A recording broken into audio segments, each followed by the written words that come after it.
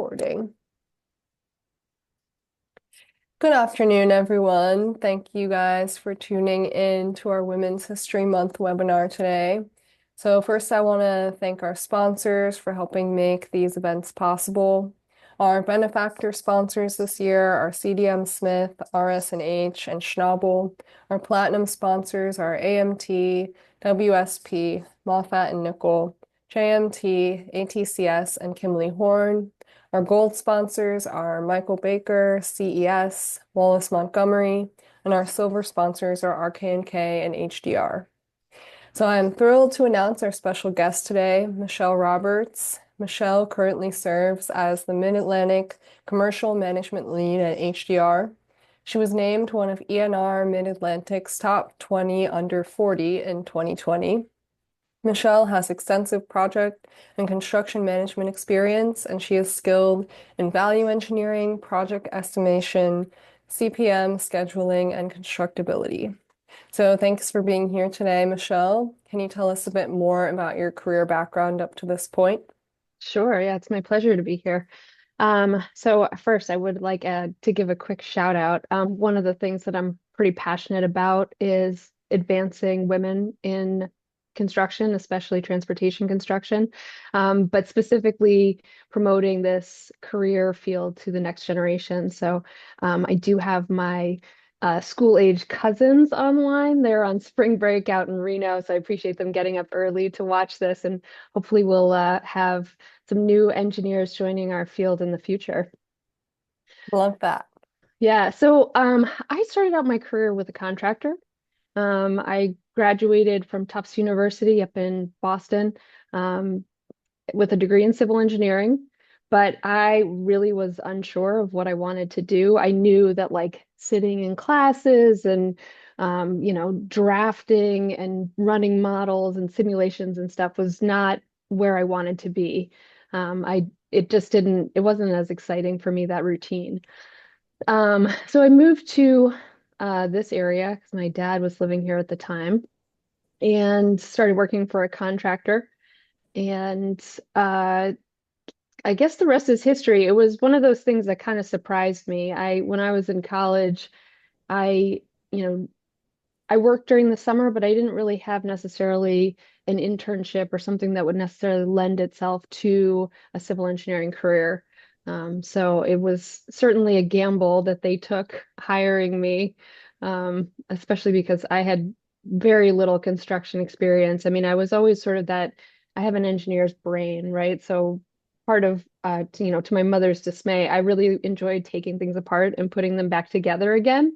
And so there was always that part of my brain that worked in sort of like a how does this work? Like explain this to me kind of mentality for a lot of things. So for me, construction was just completely new. I had no idea how to build things, really learned a lot, mostly by the seat of my pants and a lot through, you know, some of the guys, razzing with me, just trying to give me that experience for construction.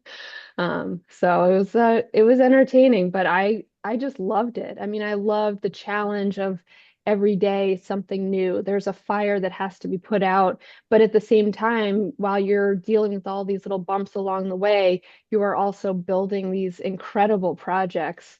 And working with some very talented and extremely smart people who, some are college educated and some are the School of Hard Knocks, and they both bring so much value to the table to these projects.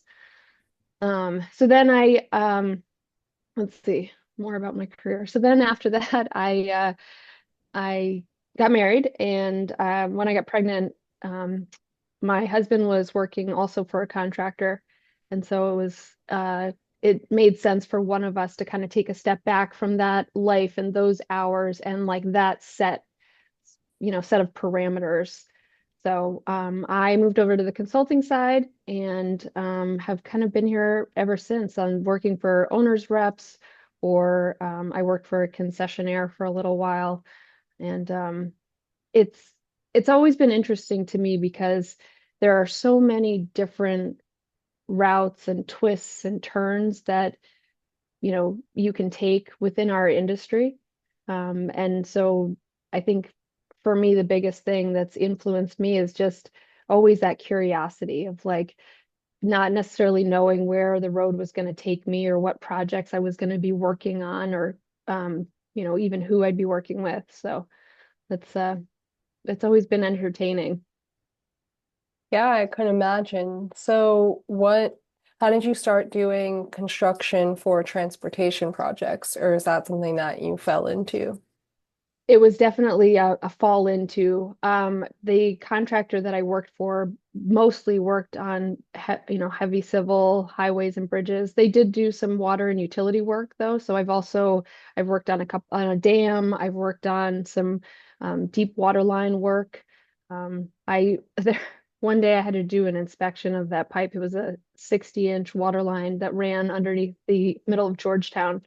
The only access was a 3-foot diameter manhole, 120 feet in the ground. So you get in this little cage, and you have to go down in pairs because if somebody gets hurt, you got to have a buddy down there. So you are literally like just face to face with this other person in this cage going down. I am not normally claustrophobic, but I definitely had to close my eyes and like count backwards from 100 to be able to get in and out of there. But like I said, it's always an adventure. For sure, that definitely sounds scary. So, what do you think makes transportation projects unique from a construction management perspective?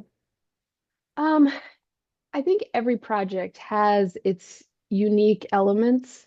And so, if you're building a building, like each floor is sort of a repetition, especially on the shell side of it.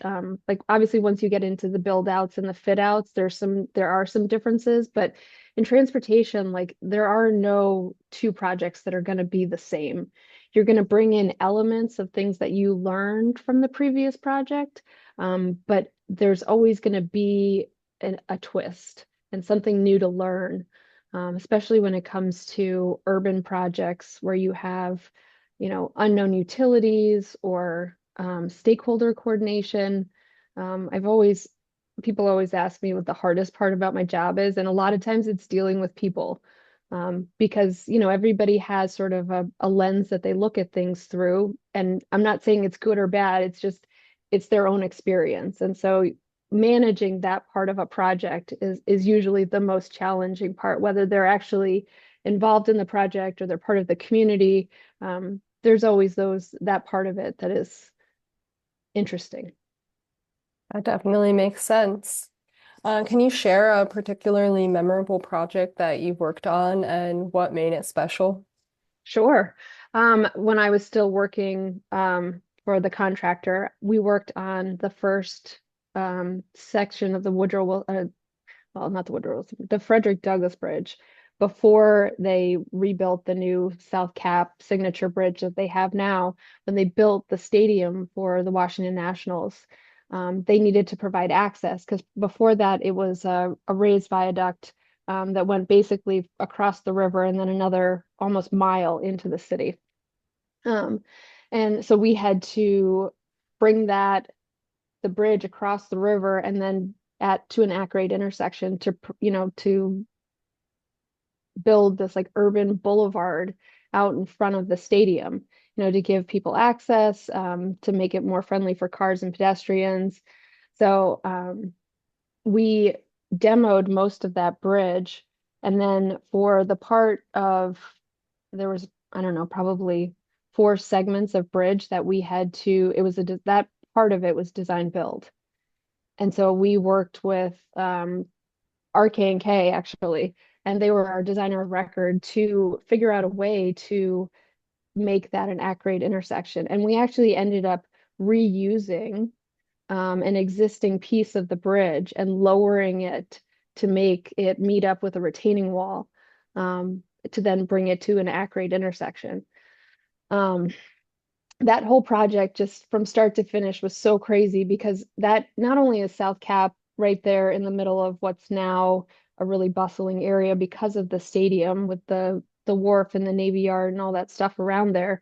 Um, it also is a major commuter route for people coming into the district for work. And so maintaining traffic through there while we were trying to do some of these upgrades, like on the bridge itself, we did some mostly steel repairs underneath, but we also replaced the grid decking, which is right in the midspan of the bridge. So we had to really navigate that with traffic closures and things of that nature. When we did the lowering and the demolition, we had I think 64 days to do that. So we shut down because we were allowed to shut down the bridge. We had to. But we literally shut it down. We were working 2 10-hour shifts, 7 days a week. It was the longest summer of my life. And we did it during the summertime because there were no buses going through there. Congress is in session, is out of session. So it gave us a little bit of a reprieve on traffic, but it definitely still caused some problems through that area. But I mean, we had a great team out there. We were able to lower the bridge, which I think is actually, I mean, I have a copy of it, I know, but there's a time-lapse video of it out there somewhere. It's pretty interesting to watch. But we were able to successfully complete that portion of the project, and we even opened the bridge 4 days early. So that was definitely a highlight. That's awesome. Yeah, and if there's anything I know about construction is that it's rarely on schedule. So it's awesome that you guys were able to meet that schedule and beat it for that project. Yep. So what is a part of your job that surprised you or that others might find surprising? And you could talk about this in relation to like construction and then maybe your job now as well. Um, for construction, I think the the changes that happen every day on a project and like that adaptability that you have to have was not something that I was expecting. There's a lot of creativity that goes into building these projects, especially from a contractor's perspective. You know, because contractors are for-profit businesses. Um, and so they're always looking for ways to save time and money. And it's great. I mean, you see some really, really interesting things come out of some of these projects that we work on. Um, so for what I do now, being more in a management role, I think I learned how to deal with people, and really how to understand and to motivate them. So I think having that um, capability of like reading people, but also like taking the time to invest in their interest and like their motivation has it's inspiring to me to watch different people, like the way that different people's minds work, and to kind of learn their patterns and stuff like that to make them to bring out the best in their work day and make them, be their most successful self. That's awesome. And that kind of leads into my next question as well. So, how would you describe your leadership style and how do you think it's evolved over your career? I mean, my leadership style now is certainly situational. Because every person, like I said, is different. And the evolution coming from, I think, seeing both sides of the industry too. Being a contractor, there's just so much drive and there's so much focus on the bottom line and getting the project done that it's when you come over to the consulting side or even coming up into some of the higher management roles, you kind of get that chance to step back and like really think about how to be successful as a team and working to build that camaraderie within your team. And I think that really clicked for me when I had kids. So I have 3 kids. And right now they are 12, 10, and 8. They've grown up in the same household. They eat the same foods, they go to the same school, but they are all so completely different. And what motivates or deters one kid doesn't even impact the other one. And so figuring out that balance and really understanding and honing that skill to manage people that work either for me or around me was something that I think I had been doing before, but having that like lens of my own personal life also sort of like really brought that to fruition for me. That makes sense. So, how do you prioritize and manage your responsibilities as a leader and also as a mom? Uh, well, I mean, I have a great partner. My husband is very active. I mean, he works full time too, but like the two of us are definitely, co-parenting and splitting all the duties that we have with the kids, with the household. And I think obviously that makes a huge difference having that support at home. Um, and a lot of checklists, you got to keep yourself organized. But I think the biggest thing for me is that I have a base plan when I go into work each day of like the things that I know that I need to accomplish, and everything like has an A, B, C goal. A being like has to get done today, B is like would be great, and C is kind of like it's hanging out there like I've got a week or two to kind of get this stuff done. And obviously that's the first step of my day, but usually by 9 o'clock, the list has changed, the priorities have changed, and a lot of things have been added. So just being nimble and having that flexibility to kind of flex with what the day throws at you, whether it be a problem on the project or a kid throwing up, there's always going to be some surprise in the day. Yeah, for sure. I know just from talking to other young women in the industry, it's definitely daunting to people that want to have a family and stuff and figuring out how they're going to be able to make it work in the industry while also doing that. So it's definitely good to know that, if you want to make it work, you can for sure. So, Well, and I think, that's going to change for a lot of people as the shift of leadership comes. So, like, where a lot of people in the current top tier of leadership are, the boomer generation, are they grew up or either they grew up or also when they started their careers, a lot of them were single family or single income families, right? So they had one parent that stayed at home who was primarily responsible for the household and for the children. And so as we shift into a more dual income um, society of leadership, I think you're going to see a shift in that mentality, a greater level of flexibility. I mean, even, parents in my generation and like old, the elder millennial or Gen X, whatever I am these days. Um, I think last I heard I'm the Goonies generation, which I will take that. That one I like.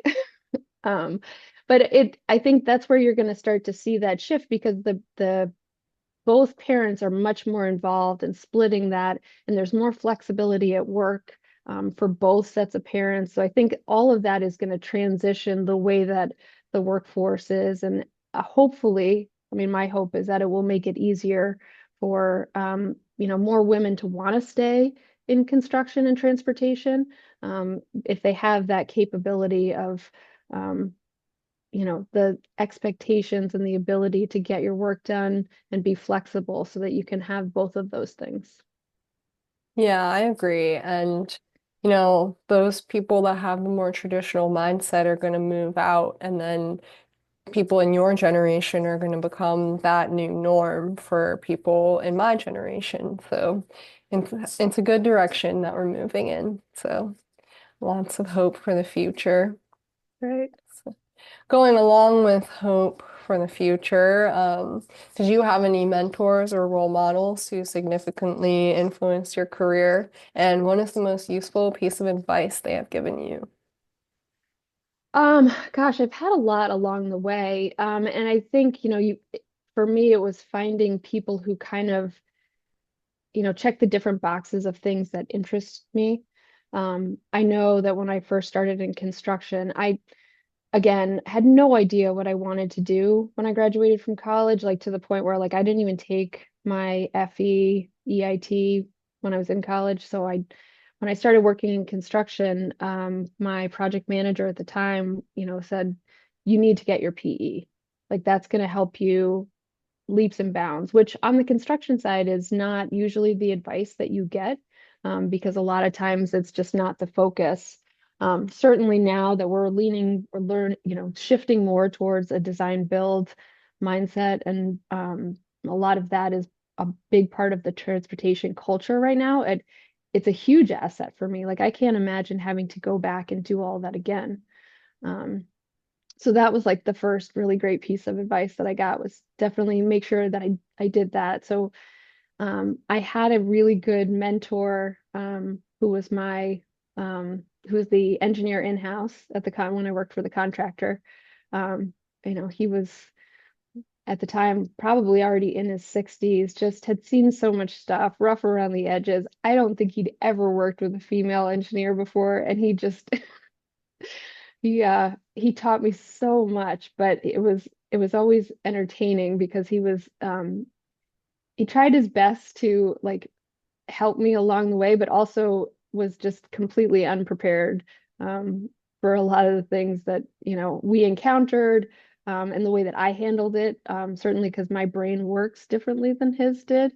And so I think there was a learning curve of like him allowing me to like show him new things. And I'm not saying that's just because I was a woman. He probably would have done that to any young engineer that challenged any of his drawings or thoughts. But I think it did compound a little bit that I had that. So um, and then let's see, after that, there were a lot of men that I worked for. I was lucky enough that working both at the contractor, and then when I went over to RK&K, that I had, two really strong women that I got to work for. Joellen Sines was amazing. Um, she just had such a strong personality, and she really, helped as like a leader in our industry and really a trailblazer, especially on the contractor side, to stick it out. I mean, she worked for a contractor for her entire career and just retired last year. So I'm obviously grateful that she, you know, blazed that path for people like me, and that she was part of my interview panel when I went over to when I first interviewed at the contractor, and so I'm grateful that they took a chance on me. And then, working at RK&K for Mimi Kronish, she's just a force. And, she's incredibly, excuse me, incredibly talented, extremely driven. And just she and I have a very similar like working style. So it was a great opportunity for me to see that, it is completely okay to have an opinion, to voice your opinion, to be confident in your thoughts and to express them to people, even if they're completely unpopular. So I think that was huge for me. Yeah, that's sounds like some great advice. So did you ever seek out mentors or did you just kind of find them along the way? Um, I think I'd have to say that I found them along the way. And there were certainly years when I was kind of missing out on that. And I think as I've gotten a little bit farther along in my career, I've also adopted sort of I still have some mentors that I have along the way, but I also I have some sponsors, which are two kind of different things, but have a similar feel to them. Um, so for those that may not know, like a sponsor is more of like a peer, someone that you can bounce your ideas off of, who, has a similar kind of responsibility level to you, but is also somebody who's going to like hype you up, who's going to speak your name in a room when you're not there. Um, always being that sort of person for you that is encouraging you and pushing you to do things that you may, um, you know, not believe you can do. I appreciate you giving that sponsor definition because, yeah, I was kind of unclear on that as well. So is that kind of an official thing that your company does, or is it more like that's someone that you know is going to do that role for you? So for me, I mean, I think the person that I think of the most often in that role was somebody that I did work with at RK&K. And it just so happened that like again, it was somebody who I work in a similar pattern to. And like we had similar drive, we had similar goals. And so there was always that like pushing each other to be better and to try to do that next hard thing. And I mean, I'm lucky enough that I still have that person, and have kind of carried him with me, even though we've gone different directions and different companies and things like that. That's awesome. Yeah. So, can you provide some examples of how you've mentored or supported other women in the field? Yeah. I kind of started out a kick with this, but like that is one of my passions. I always make sure that I'm putting my hand back, right, as you climb up the ladder. I think one of my favorite stories along these lines, we put in a proposal to DDOT. And if anybody's ever worked with DDOT, it's their procurement process is, well, I mean, for any DOT, it sometimes can take a while. And so the PM that we had proposed was this extremely talented engineer. But between submitting the proposal and getting selected for an interview, she got pregnant. And so I was like, I mean, this is the stuff that's going to happen. And so I fought with our upper management to allow her to go into the interview. I mean, she was 8 months pregnant, but we did it. We took her, and we took our backup CM that was going to be in her place if they awarded the contract while she was out on maternity leave. Um, and, just showing people that it is possible, and that you can continue. Like, I mean, being pregnant is no different than any other medical issue that comes up. And so having a contingency plan, being prepared, especially showing that to the owner that we are capable of flexing as things need to be, I think was a huge benefit for us. And I was very happy that obviously our firm let us do it in this fashion, and we won that contract. And she was successful, and she came back from maternity leave and finished that project out. So it's like those little things where you're unfortunately like we are still having to have these kinds of conversations, and making sure that we have representation and that we're always being present, not only in the room but at the table, as the saying goes. Yeah, I mean, we need to have people that are willing to take those risks like that so we can change the mentality and, create a new normal for the industry that's going to help people for generations to come. So I really appreciate that. So what skills and educational background do you think are essential for success in construction or project management? I know you talked a little bit about the PE. Yeah, the PE is a benefit. I think there are a lot of owners that are still looking at that as sort of the pinnacle. CMAA has like that's a Construction Managers Association. They have the CCM, which is the Certified Construction Manager certification. Um, and we are seeing a lot more of that as the preferred qualification for construction management. There are some overlapping themes between the two, but obviously the PE is much more technical, in terms of like calculations and things like that, whereas the CCM is more, there's more theory involved and more management to it.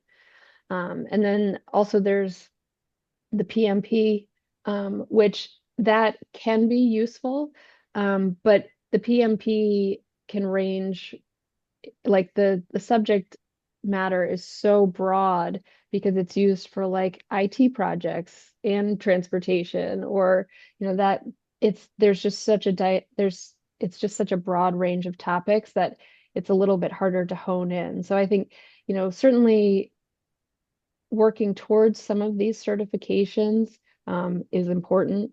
Um, but the the biggest benefit that you can have on a project is building relationships.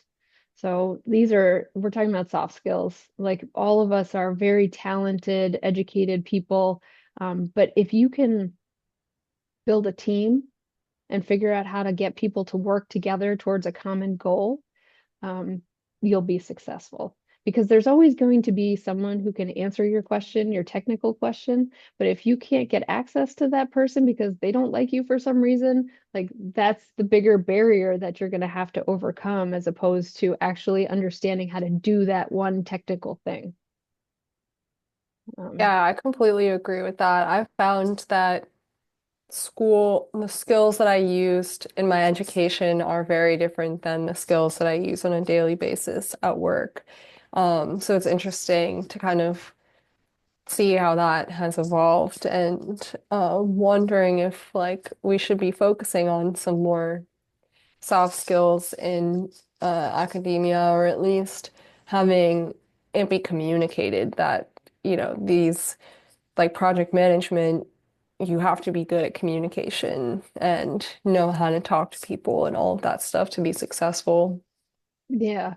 And the other thing too, I would say, and I don't know if it's a skill, but just staying curious and like always being willing to learn new things. And understanding that just because you've seen something before, that it's the best way to do it. Because a lot of times, like there are so many things changing in our industry with technology, and other things that every day I learn something new. And I think that's just like you have to stay that way in order to continue to thrive, and also to continue to grow. Yeah, and a true passion for what you do really allows that curiosity to flourish. So it's worth pursuing things that interest you, even though they may be scary. Yeah, absolutely. That's one thing that I always talk about with my sponsor, because I think we both do this, is like just don't be afraid to put your hand up. When it's even if it's something new, if it's something that's like completely foreign to you, like just having that mentality of willingness to try. Because you know what, you may fail, but you will fail in an epic fashion, right? And you will be doing it in a daring way that you just know that you have tried, and you will get something out of it, right? And the only failure is really just not trying. I completely agree. So, what would you say are your future career goals at this point, and what do you hope to achieve in the next few years? Um, I mean, I would like to obviously continue to grow in my leadership role, and continue working with the next generation, to bring them along in the transportation industry, sharing, my knowledge, especially like with a group like this. I know WTS has a very wide range of, transportation professionals. And so having that broader audience and hopefully drawing some people over to construction, which is, we're the fun people, so come play with us, um, is always a goal. Um, Career aspirations, like I would love to at some point, have my name on the door. And that's not a secret to anybody who will ask me. I have a younger sister who's also an engineer, down in Georgia. So, if you see Roberts and Roberts Engineering at some point, don't be surprised. Very cool.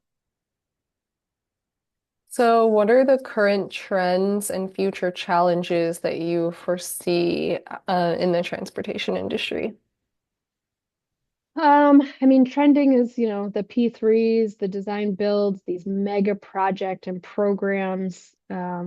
and working through the scale of those and trying to maintain some sense of control over things like schedule, budget, delivery, when you have just this exponential amount of zeros on the end of some of these projects, I think is something that, we both contractors and owners, reps, or consultants do struggle with because at some point the scale becomes to a point where that tree is, your org chart tree is so large that sometimes some of the details and some of the quality gets lost. So I think keeping an eye on that and making sure that everybody's appropriately staffing their projects is going to be um, how we continue to maintain quality and build some of these amazing projects that we've got, especially here in Virginia. I mean, there's just so much work here and such big opportunities that it's a great place to work, a great time to be in Virginia, and making sure that we are paying attention still to not only the details and the small stuff, but also the big picture. Um, Challenges I think we're going to see is going to be funding. I mean, obviously, right now there's a lot of fluctuations with the federal government, trying to understand how that's going to shake out, what that's going to mean for federal funding for our programs, grant funding for our programs. And then obviously there's things like tariffs that will impact our ability to build some of these projects because it'll drive construction prices up. So just making sure that we are paying attention to those things and incorporating that into our future programming so that we can deliver on a lot of these projects. And if we have to, right size some of them or, do some scope swaps or value engineering to make sure that we can still deliver the critical infrastructure without necessarily some of the bells and whistles if it really comes to that. Yeah, that makes sense. And it's hard to estimate costs of things because we don't really know what's going to happen. So, cost estimation for a project might be pretty difficult at this point if a project isn't going to be built for, a year or something like that. Costs of materials could be totally different by then. Yeah, absolutely. I mean, I think we're lucky because there is, some historical data in terms of the impacts that some of these different trade policies have had. Obviously, they need to be scaled to current dollars, but being able to use some of that information to extrapolate that to our cost estimates, and I think really just keeping up with that political realm, while a lot of people may not be interested in it, it does impact the work that we do. So, how do you stay updated with the latest advancements in technology in the industry? Um, you know, I have a lot of really smart people that work around me, and people who are really interested in this stuff. I am, and I'm really going to age myself here, but like I'm at the point in my life where like when they change the ribbon on the Microsoft stuff, I don't know what to do. Um, so, I just trying to keep up with some of the stuff and having, you know, especially people who grew up in a much more technological age around me to help and show me things all the time is the best way I can do it. I mean, I have always having, I think, and again, this goes back to that curiosity thing, but like I'm completely willing to admit that that is not my strong suit and that I need help with it. And so having that like, raise your hand mentality of like, hey, I need help over here too, is the only way I can keep up with it now. That makes sense. So, my final serious question, but if anybody online has any questions, I'm gonna open it up to the floor in a few minutes. So, if you guys want to type your questions in the chat or just when I ask, you can come off of mute in a few minutes. So Michelle, what legacy do you hope to leave in the transportation industry? Oh, wow. Well, it's kind of funny you asked that. When I was little, before I had any idea that I was going to be in this arena, I grew up in New York City, and we would drive to upstate New York, where my, family had a cabin up there. And we'd see all these rest stops along the way that all had people's names on them. And I was like, one of these days I'm gonna have a rest stop named after me. Um, so while I don't think that's actually gonna happen, I think, from a more realistic perspective, I think just leaving it better than I found it. Um, I love seeing the uptick in the number of women that continue to progress their careers past the 10-year mark in engineering, especially in construction. Seeing the number of tradeswomen increasing, operators. So I think just always like fighting that fight and making sure that we're continuing to advance that side of the industry is where I hope my biggest impression will be left. Very nice. I think you're definitely an inspiration to a lot of women to keep pushing in the field and to follow their passions. So we do have a question in the chat. What is some professional advice you'd go back and tell your 24-year-old self? Oh, um, let's see.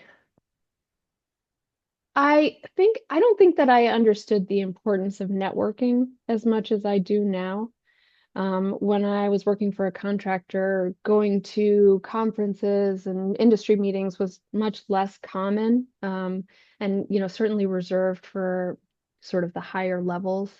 Um, but I think again, going back to some of these soft skills is like networking with people, like you never know when someone's going to come back in the fold or come back around because our it there are a lot of people that work in construction and transportation, but it is so much smaller than you think. And having those connections, because I've got folks I worked with who are contractors who are now coming back around and they're contractors on my projects. And I already have, that relationship with them or that network with them to be able to call in favors or start projects on the right foot.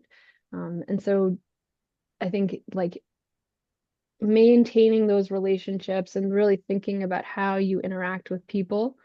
Um, I Networking has helped me move along in my career. Has I've got friends that I made at some of the first initial conferences I went to. A good friend of mine that helped me, or I worked with later on in my career. I met at my PE review class. So it's like you just never know when you're going to meet people, especially early on in your career, who are going to have an influence later on in life. I totally agree. And that's one of the reasons I love WTS, shameless plug, is because it's kind of opened up my world in terms of what's possible and the different types of people I get to meet, which I really appreciate. So. Another question from the chat. From your point of view, how can we encourage young people to enter the industry? Being able to hire and staff teams seems like an ongoing issue industry-wide. Additionally, how can we encourage young women to get on construction sites versus in office jobs to get project experience? Um, one of my favorite things to do is career fairs and like for elementary school kids. My brother-in-law does presentations and talks all over the country, mostly about elementary education. And studies have shown that by the age of 10, girls believe that they are less capable at math and science than the boys in their class. Um, and it's not through any testing or any like for any reason. It's just that the examples that they see, and a lot of it, and I'm not downplaying teachers, but there are a lot of female teachers in elementary school education, and a lot of times that there's this stigma about math, like I'm not good at math or I can't do this, and so I think that it trickles down, unfortunately. So continuing to have those positive role models, especially in early education. But that's the reason I go to career fairs, instead of sending one of the younger men in my office because I want them to see women succeeding in this field. Um, and they really like to see the video of when we blew up the Wilson Bridge. So that's fun too. Um, so yeah, I think just like continuing to show up in places as you advance your career where you can demonstrate to women that it's possible to have a great career, especially in construction. And having that visibility is super important. And and I guess I think showing it to women is important, but also showing it to men. Like we are very capable of doing this. And I think that's our biggest doubters come from people who've never seen it been done before. And that goes for anything, right? And, like you don't believe that an airplane can fly until you see it happen. So it's like just always continuing to show up and show out, like prove yourself because you know you can do it. Yeah, that's great advice. Do you have any advice for women who actively go on construction sites? I know that dealing with being razzed by contractors and stuff can be kind of hard. So I was wondering if you have any tips or tricks to kind of fielding those situations. Sure. I have to admit that has gotten a lot better. And most of the time they were messing with me because I didn't know the difference between like a socket wrench and like another kind of wrench. So like that was more of the stuff that I got. Don't get me wrong, I've seen the other side of it too. But don't be afraid to speak up for yourself or to if it's not to that person directly, but or to someone else who has your back. Um, I if you ever get harassed on a job site, call me. I will happily go and speak my mind to those people. Um, but I think that's like just having a thick skin, knowing that it is rougher out there. But it's gotten so much better, and there's so many more women that work on projects. And I think people have really, especially the guys out there, have come around to having women be there, seeing them there, and so that it's getting better. And always don't forget your steel-toe boots, please. Yes, PPE is the most important step. Always dress the part. Okay, so some fun questions for you. Do you have any favorite TV shows that help you unwind after a long day? So right now I'm binging The Resident, which is like an older ER drama type show. I'm getting into like the sixth season though, so it's almost as stressful, like more stressful than like the unwinding part. So I'm open to suggestions if anybody has something that they are really enjoying. But a lot of times at the end of the day, I'll do what a lot of people do these days and like scroll through social media, catch up on emails and like personal emails and texts from people that I just didn't have a chance to respond to during the day. So there's a running joke in my friend group that I'm the like 9 o'clock 9 o'clock PM text, 9:01 sound asleep, like drop off the face of the earth. So That's that's usually my routine. what is your favorite weekend activity? Um, I'm really active, so I like to be outside. I enjoy running, or working out, hiking, things like that. Like I mentioned, I have 3 kids that are all in the throes of youth sports, so I spend a lot of time on baseball and soccer fields right now. But just I like hanging out with friends. I love to cook. And so just anything that incorporates all of those things really make me happy. That's awesome. Another question from the chat. If you were in the Olympics, what sport would you do? Oh my God. Probably like the most complicated one just because that's like my nature. So it's like a heptathlon, right? Where you like ski and shoot and swim and God knows what else. Not that I have the capability of doing all those things, something that I would take on. That's awesome. Well, if anybody else has any questions, if you want to put them in the chat or come off of mute.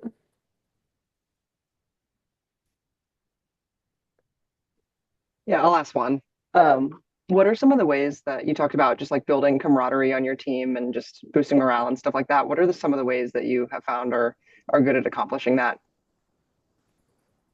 Um, well, I think transparency is important. And so setting the team up for success starts with sort of a partnering attitude. So understanding the goals and objectives of either individual people or groups like teams or companies helps you to build towards a consensus and a common goal. And that's sort of from a project delivery perspective. From a personal perspective, I mean, I think just spending time with people and being real with people, letting them see, your human side. This is not over, you don't have to overshare, but find a commonality. If it's you both like exercising or hunting or knitting or something, there's always some way to connect with people, and build that relationship. And also food helps. Feed them. Yeah. Very true. Anyone else online have any more questions for Michelle?